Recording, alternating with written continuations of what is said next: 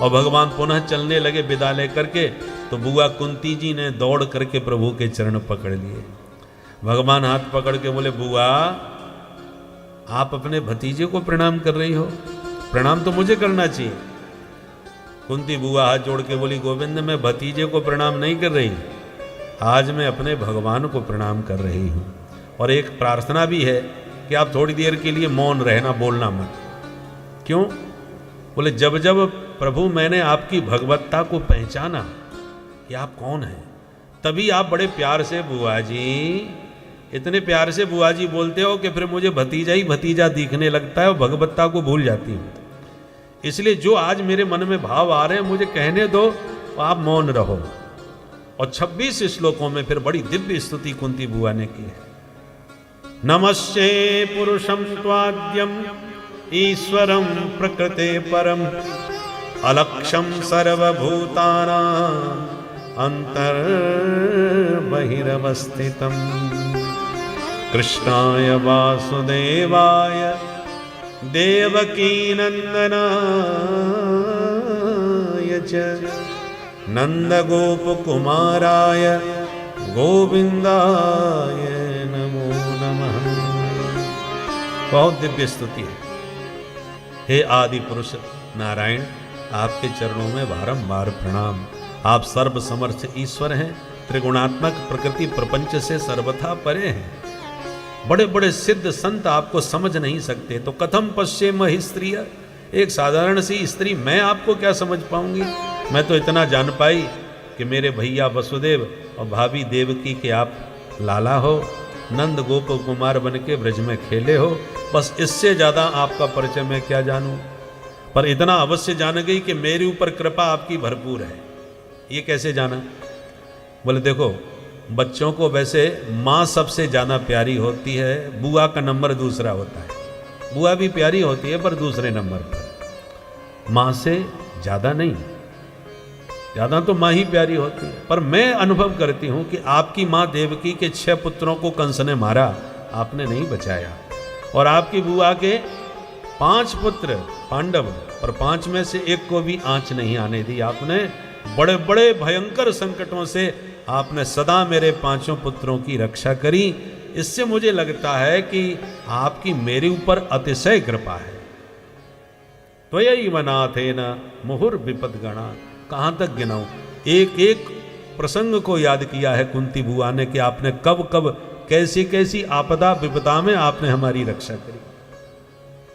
भगवान बोले, बुआ ये बताओ आप कहना क्या चाहती हो आज? बोले बस यही कहना चाहती हूँ प्रभु कि आप जा रहे हो द्वारका तो प्रेम से जाओ, पर मुझे एक वरदान दे के जाओ। मांगो। बोले बस यही वरदान चाहती हूँ कि जीवन में मेरे बहुत संकट आए, तो मैं चाहती हूँ कि जब तक मेरा जीवन रहे तब तक ये संकट इसी प्रकार से आते रहें, इन आपदा विपदाओं का कभी अंत न हो गए। विपदः सन्तु नः शश्वत् तत्र तत्र जगद्गुरु। हे जगद्गुरु भगवान कृष्ण, विपदः सन्तु, मैं सदा आपदा विपदा में ही रहूं, विपत्ति सदा मेरे ऊपर बनी रहे। भगवान बोले, बुआ आप होश में तो हो, ये क्या मांग रही हैं आप? विपत्ति भी कोई मांगता है भला? जीवन भर विपत्ति आपने उठाई, फिर भी विपत्ति मांग रही हो, क्या मिलता है इस विपत्ति से आपको? बुआ कहती हैं, भवतो दर्शनम यत्स्यात्, मैंने अनुभव किया है जब जब विपत्ति आती है तभी आप हमारे पास आते हो, और जब विपत्ति चली जाती है तो आप भी चले जाते हो। यदि विपत्ति ही आपके सानिध्य का हेतु है तो मैं चाहूंगी कि सदा विपत्ति बनी रहे ताकि आप मेरे पास बने रहो। भगवान बोले, बुआ यदि ऐसी बात है तो सारे कार्यक्रम कैंसिल, हम कहीं नहीं जा रहे, आपके पास ही रहेंगे।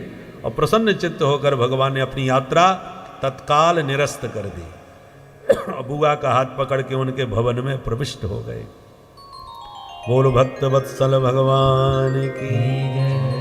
पर एक दिन प्रभु ने क्या देखा? मध्य रात्रि 12 बजे सब सो रहे हैं, पर युधिष्ठिर जी बैठे बैठे रो रहे हैं। प्रभु ने आके कहा, बड़े भैया आप चक्रवर्ती सम्राट बन चुके हैं, शत्रु सर्वथा समाप्त हो चुके हैं, अब आपके मुख पर यह खिन्नता, आंखों में आंसू कैसे? क्या बात है?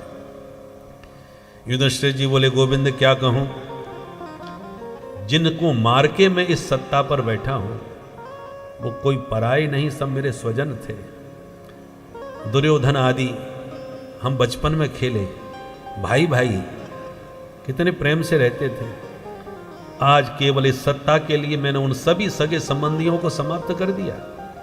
जिन पितामह भीष्म की गोदी में हम खेलते थे, उनकी उंगली पकड़ के चलना सिखाते थे, हमने उन्हीं को बाणों की सैया पर सुला दिया। मुझे अपने आप में ग्लानि होती है कि मैंने इस सत्ता के लिए कितनों को खो दिया। भगवान ने क्षत्रिय धर्म का उपदेश दिया, पर युधिष्ठिर जी को कुछ समझ में नहीं आया। तब भगवान प्रातः होने पर पांडवों को लेकर के पितामह भीष्म के पास पहुंचे। पांडवों ने प्रणाम किया। पितामह भीष्म ने नेत्र खोल के देखा, दूर खड़े द्वारकानाथ दिखाई पड़े तो मुस्कुरा के बोले प्रभु आप आ गए, मैं आपकी प्रतीक्षा में ही पड़ा हुआ था। आपसे मिले बिना इस संसार से जाने वाला नहीं। इच्छा मृत्यु का वरदान मुझे मिला है, मैं जब चाहूंगा तब जाऊंगा, मौत भी मुझे मार नहीं सकती। अब आप आ ही गए हो तो इतने दूर क्यों खड़े हो, तनिक पास में आ जाओ। भगवान निकट आ गए। कहो दादाजी। बोले प्रभु बस आपसे एक प्रार्थना है। कहो। बोले सदैव देवो भगवान प्रतीक्षता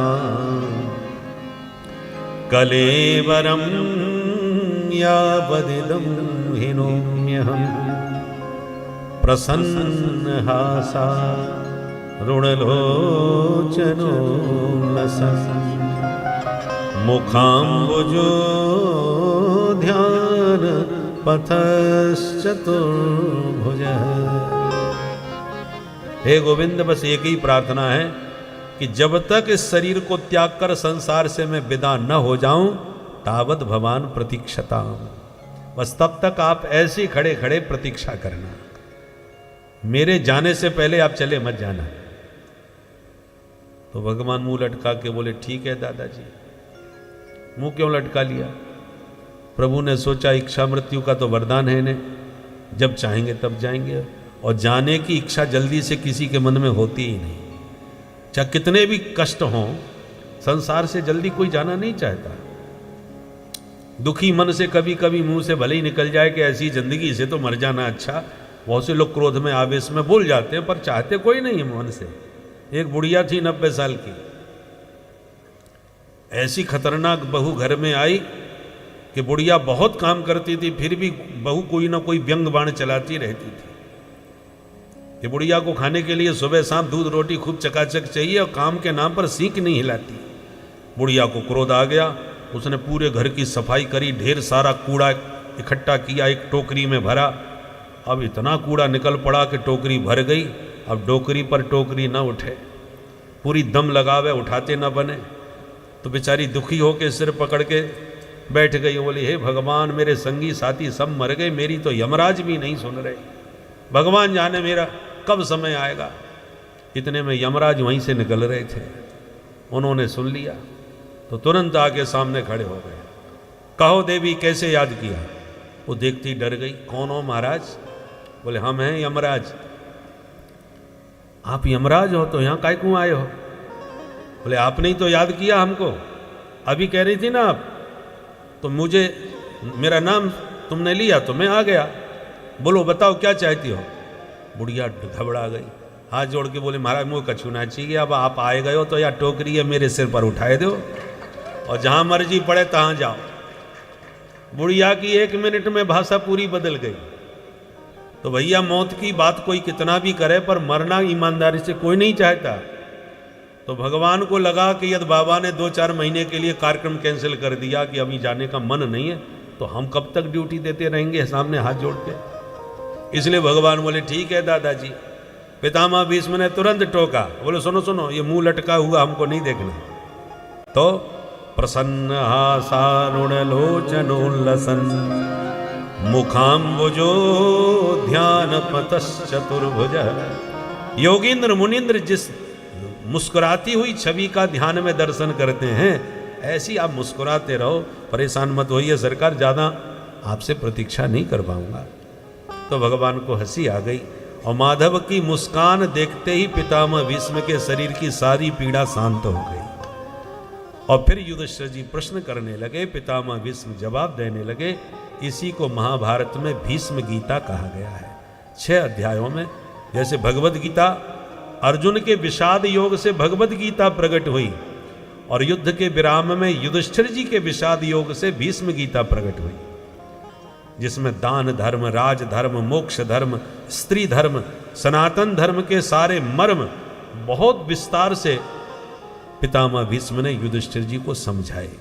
तब उनका शोक शांत हुआ और सभी धर्मों का सार एक सूत्र में भीष्म पितामह ने दिया। श्रूयताम धर्म सर्वस्व श्रुत्वा चैवावधार्यताम। पितामह भीष्म कहते हैं सबका सार एक शब्द में सुना रहा हूं, केवल सुनो मत, धारण भी करो। श्रुत्वा चैवावधार्यताम, सुनो, समझो और हृदय में धारण करो। वो सार क्या है? आत्मनः प्रतिकूलानि परेशान न समाचरे।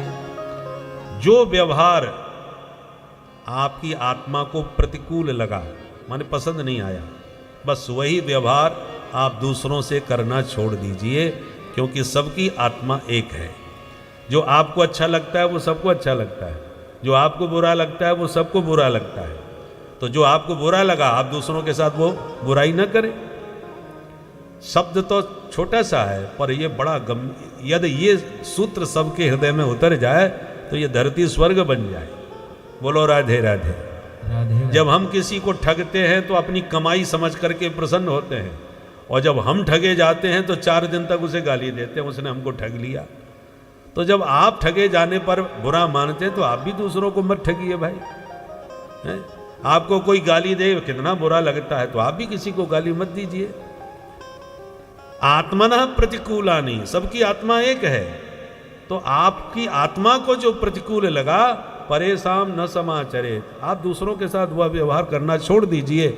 बस ये बात सबको समझ में आए तो सारा धर्म आपके जीवन में उतर जाए। उपदेश को सुन करके युधिष्ठिर जी का शोक तो दूर हो गया। पितामह भीष्म को लगा अब हमको भी चलना चाहिए, प्रभु से ज़्यादा प्रतीक्षा कराना ठीक नहीं, पर जाने से पहले प्रभु के चरणों में कुछ पुष्पांजलि तो चढ़ाऊं। अब पुष्प तोड़ने कहाँ जाऊं, बाणों की सैया पर लेटा हूं। इसलिए पितामह भीष्म ने पुष्पताग्रा छंद को चुना। इस छंद का नाम है पुष्पताग्रा, जिस छंद में स्तुति गाई और शब्द सुमन स्तुति के माध्यम से भगवान के चरणों में पितामह भीष्म ने समर्पित किए। बहुत प्यारी स्तुति है पितामह भीष्म की, ध्यान से सुनिए।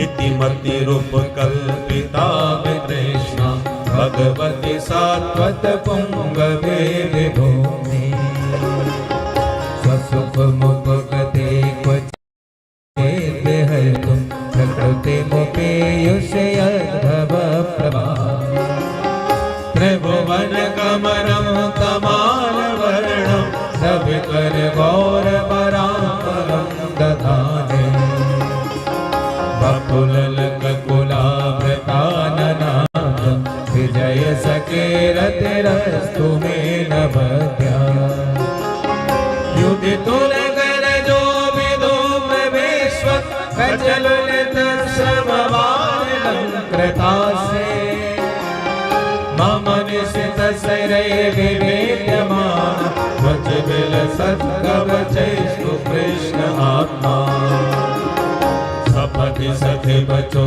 निशम्ब मध्य निज परयोर्बलयोरतं निवेश्य स्थितवति परिसेनिकायुरक्षणा सत्यवति पार्थ सखेरतिर्ममास्तु व्यवहित प्रतनामुखं निरीक्ष्य स्वजनवदात्मकस्य दोषबोध्या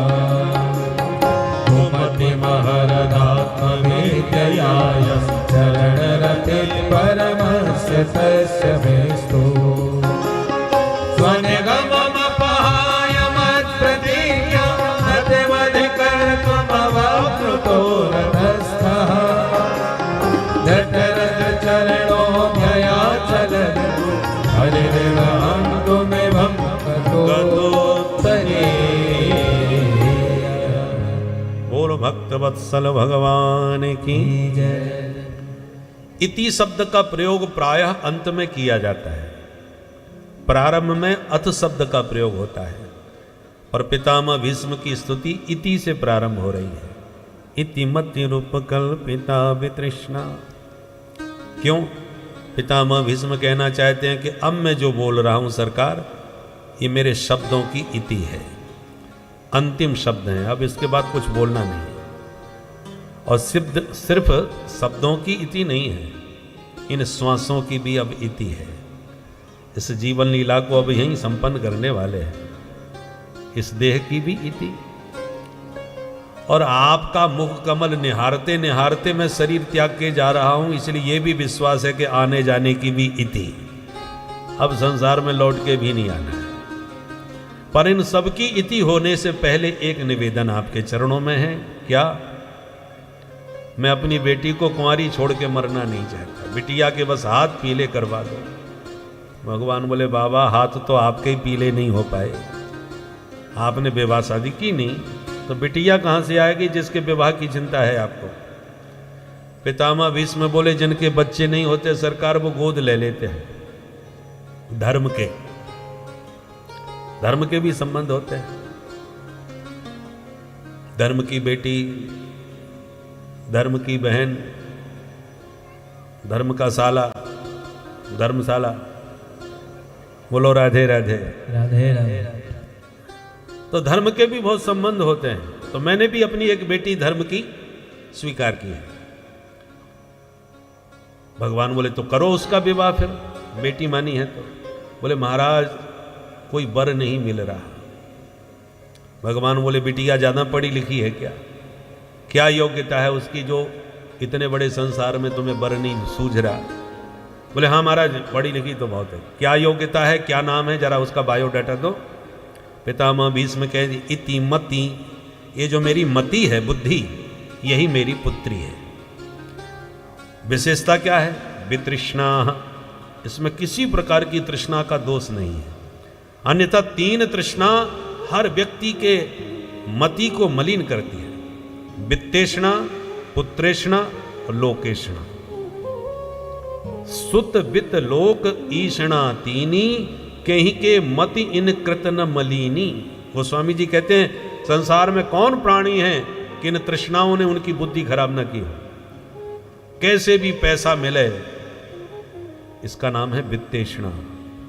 परंतु उससे भी प्रबल पुत्रेष्णा, पुत्र पर संकट आवे तो वित्त को भी हम बहा देंगे, कोई बात नहीं। परंतु पुत्र से भी प्रबल होती है लोकेष्णा। हमारी मान प्रतिष्ठा में यदि पुत्र से भी आंच आवे तो पुत्र का भी हम परित्याग कर सकते हैं। इन 3 तृष्णाओं से मति सबकी मलिन है। पितामह भीष्म कहते हैं मैं मति वितृष्णा, मेरी बुद्धि में एक भी तृष्णा नहीं है, इसलिए निर्मल पावन मति है। ऐसी निर्मल मति के पति तो प्रभु आप ही बन सकते हो, दूसरा कोई सोचता नहीं। इसलिए कई प्रार्थना है, आप ही मेरी मति को अपनी श्रीमती बना लीजिए। मेरी मति आपकी बन जाए श्रीमती, आप बन जाए इसके पति, तो आपके चरणों में करेगी दिन रात रति, और मुझे भी मिल जाएगी फिर सदगति। अपनी पुत्री का आपसे पाणी ग्रहण करके मैं भी संसार से प्रसन्नता पूर्वक विदा हो सकूंगा।